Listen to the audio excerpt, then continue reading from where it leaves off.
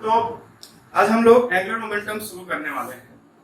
Angular momentum बिल्कुल ही linear momentum की तरह है, बस ये है कि इसको हम लोग सर्कुलर मोशन में निकालते हैं and it is the angular effect of the linear momentum. यहाँ पे लीनियर मोमेंटम क्या था, अगर हम लोग इसको रिकॉल करें, लीनियर मोशन में linear momentum was mass into the velocity of the body which is doing a linear motion। इसका सिंबल अगर हम लोग देखें, it was small t equal to m into v। ये था हमारा लीनियर मोमेंटम का फॉर्मूला, और इसका मतलब सिंपल सी बात है, ये एक लीनियर मोशन का मेजरमेंट है। लीनियर मोशन के पैरामीटर का एक सिंपल उसी का एक मेजरमेंट है ये लीनियर मोमेंटम। लीनियर मोमेंटम हम लोग को ये बताता है कि एक बॉडी जिसमें फोर्स नहीं लग रहा है, कभी किसी जमाने में लगा था, but now it is moving with a constant velocity, it is not accelerating, तो उसके भीतर कौन सा वो पैरामीटर है जो वो गेन करता है, दैट इज लीनियर मोमेंटम। अब हम लोग क्या करने वाले हैं, इसको एंगुलर मोमेंटम में कन्वर्ट करने वाले हैं, या मोमेंट ऑफ लीनियर मोमेंटम भी कह सकते हैं इसको। तो जैसे कि इससे पहले हम लोग लीनियर सारे पैरामीटर्स लीनियर मोशन के कन्वर्ट किए थे एंगुलर मोशन में। एक सिंपल सा ट्रिक हम लोगों ने देखा था कि जैसे कि मान लो लीनियर डिस्प्लेसमेंट या डिस्टेंस टू एंगुलर डिस्टेंस या डिस्प्लेसमेंट अगर हम लोग कन्वर्ट करना चाहें, तो वहां पर ये था linear distance x is equal to theta into r। Velocity की भी अगर बात करें तो v is equal to theta, v is equal to omega into r।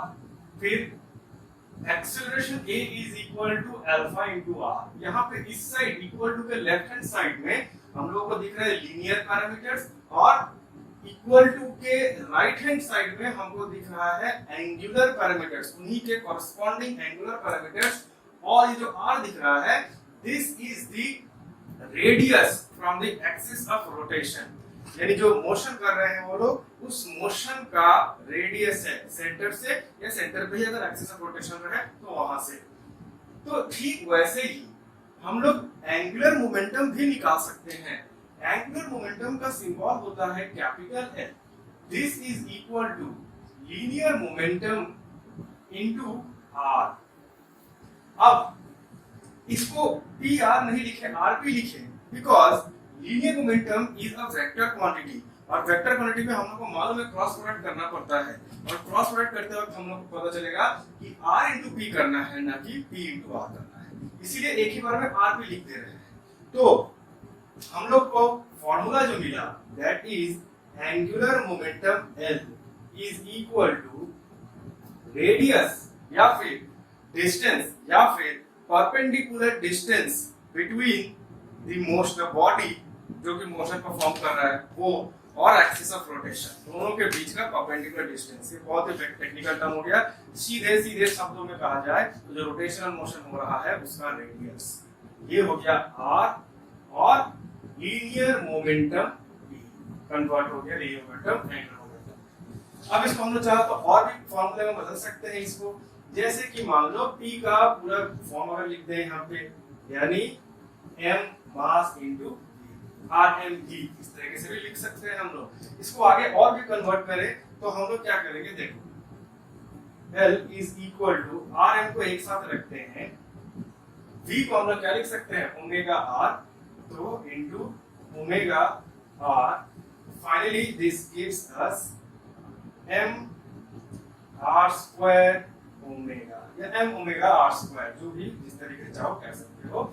ये जनरली एंगुलर मोमेंटम में ये फॉर्मूला बहुत ज्यादा फॉलो किया जाता है, बिकॉज ये फॉर्मूले में हमको एक एंगुलर वेलोसिटी यानी एक एंगुलर पैरामीटर के साथ एक एंगुलर पैरामीटर को जोड़ के दिखाया जा रहा है। अब एक और अजीब बात देखो, अगर इसको आगे बढ़ाएं तो इसको हम लोग ऐसे लिख सकते हैं, L is equal to m r square, जो है ना, आगे जाके हम लोग पढ़ेंगे यहाँ पे moment of inertia I। Moment of inertia I का फॉर्मूला है mr स्क्वायर, तो यहाँ पे हम लिख सकते हैं I और ये omega, L is equal to I omega. तो इसमें क्या खास बात है, इसमें ये खास बात है, इससे ये बिल्कुल मेल खाता है।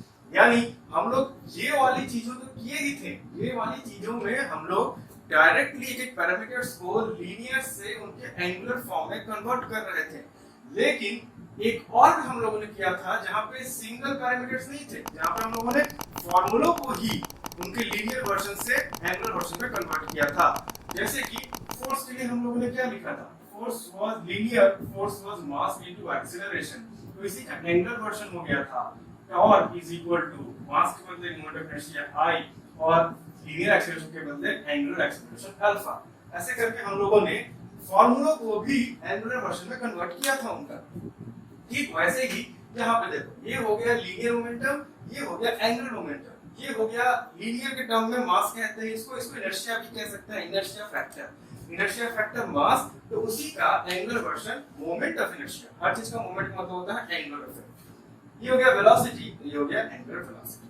तो यहाँ पे हम लोगों को जो अभी फिलहाल जो याद करने की बात है या समझने की बात है वो है ये वाला फॉर्मूला। ये फॉर्मूला को लेकर हम लोग आगे बढ़ेंगे और ये वाला फॉर्मूला जो दिख रहा है, ये वाला फॉर्मूला बोलो या फिर ये वाला बोलो या फिर ये वाला बोलो, ये सब भी हमें याद रखना है।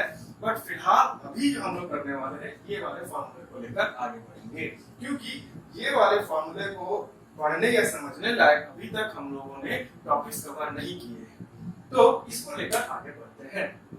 तो यहाँ तक हम लोग को समझ में आया, ज्यादा इसमें कुछ अभी समझने की बात नहीं है, समझाने की बात नहीं है।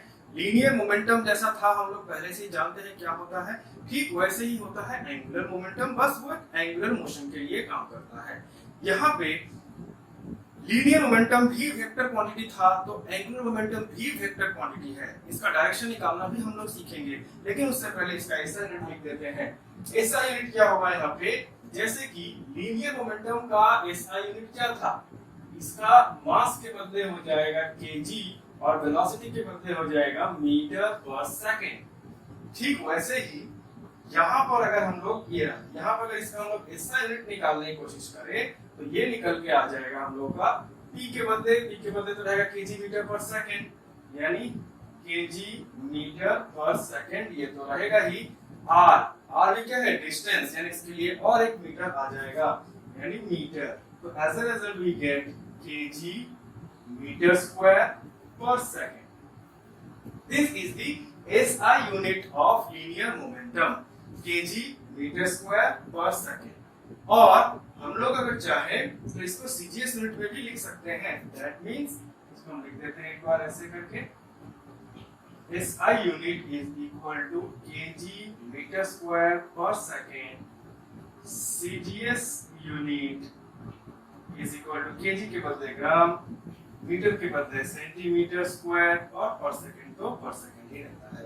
तो ये हो गया हमारा लीनियर मोमेंटम। इसका डायरेक्शन कैसे देखेंगे, और अगर ये वेक्टर क्वांटिटी है तो इसका वेक्टर नोटिफिकेशन कैसा होगा, तो इसी को हम लोग लिख सकते हैं इस तरीके से, linear momentum in vector term is equal to position vector r multiplied by linear momentum, angular momentum L. Angular momentum L is equal to position vector multiplied by the linear momentum.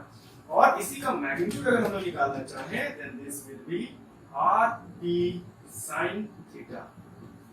Now जैसे कि हम लोगों ने एक ही बार में पढ़ लिया था वेक्टर प्रोडक्ट में कि कैसे इन वेक्टर्स का डायरेक्शन निकालते हैं। It is right hand thumb rule, यानी उंगलियों को सबसे पहले जो आ रहा है वेक्टर उसके डायरेक्शन में रखेंगे और उसके बाद जो दूसरा वेक्टर है उस तरफ उंगलियों को फोल्ड कर देंगे, तो जो अंगूठा होगा वो हमको उसका डायरेक्शन दिखाएगा। तो for this let us take an example.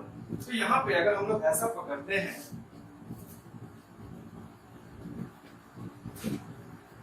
जैसे कि मान लो एक ऑब्जेक्ट है, ये रहा पार्टिकल, ये गोल गोल घूमे जा रहा है, तो इसका एक्सिस ऑफ रोटेशन कौन सा हो जाएगा, मान लो this is its axis of rotation. और यहाँ पे जब ये गोल गोल घूम रहा है ऐसे करके, ये रहा, तो ये जो दिख रहा है ये हो जाएगा इसका position vector r, which is constantly telling us about its position, या सीधे सीधे शब्दों में रेडियस भी कह सकते हैं यहाँ पे। और जो मोमेंटम दिख रहा है यहाँ पे लीनियर मोमेंटम, वो रहेगा इस तरफ। तो अगर हम लोग देखें आर की तरफ उंगलियों को रखते हैं, पी रहा आर की तरफ उंगलियां, और पी की तरफ फोल्ड करते हैं, पी की तरफ फोल्ड अगर कर रहे हैं तो अंगूठा हमारा इस तरफ आ जा रहा है। That means the direction of L is always this side. अगर उल्टा करने की कोशिश करें तो नहीं होगा, हमारी उंगलियां वैसे फोल्ड नहीं होंगी। पहले पी की तरफ अगर रखते हैं, पहले अगर हम लोग इसको पी की तरफ रखें और फिर आर की तरफ अगर लेके जाते हैं तो जिधर डायरेक्शन है आर हमारा किधर है, आर ये मत समझना कि इधर से ऐसे रख देंगे, नो, हम लोग को यहाँ पे आर के डायरेक्शन की तरफ लेके जाना है, यानी आर की डायरेक्शन तब इधर हो जाएगा।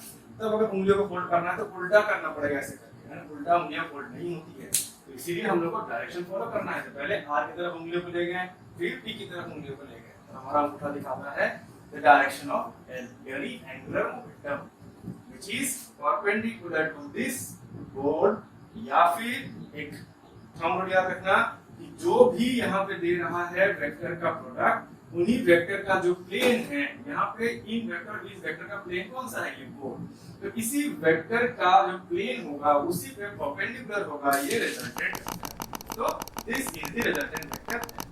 So this is how you find the direction of the product या फिर the vector which is obtained from multiplying two vectors in cross product.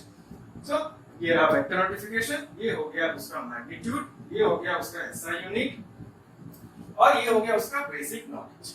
आगे भी हम लोग करेंगे और भी कुछ डेरिवेशंस करेंगे, जैसा कि हम लोगों ने टॉर्क में किया था। पहले हम लोगों ने उस टॉर्क के बारे में पढ़ लिया था, टॉर्क के फॉर्मूला को पढ़ लिया था, और फिर उसके बाद हम लोगों ने उसमें ये प्रूफ किया था कि कैसे एंगुलर या फिर टेंजेंशियल कंपोनेंट ही है जो कि हमारा टॉर्क बनाता है। फोर्स का टेंजेंशियल कंपोनेंट या टेंजेंट, ये टॉर्क का टेंजेंशियल कंपोनेंट ही है जो हम लोग को सर्कुलर मोशन देता है।